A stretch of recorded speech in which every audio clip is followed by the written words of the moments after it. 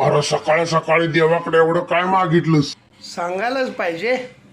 तर मग त्याशिवाय आम्हाला कसं काय कळणार? त्याचं काय आहे, आज सकाळी एक बातमी बघितली टी व्हीला आणि मग देवाला विनंती केली, देवा मला पंतप्रधान नगो बाबा, पंतप्रधानाचा भाऊ कर. अरे ते कशा पाय? ते कशासाठी?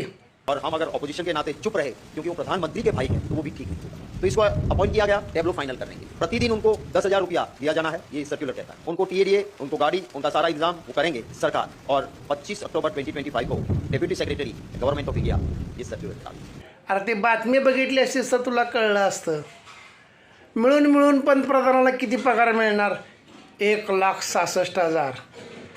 खरं भाऊ जर कुठल्या हुद्द्यावर नेमला तर त्याला महिन्याला 3,10,000.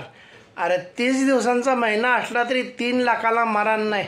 मग सांग बरं, भक्तिभावानं विनंती केलेली योग्य आहे का नाही?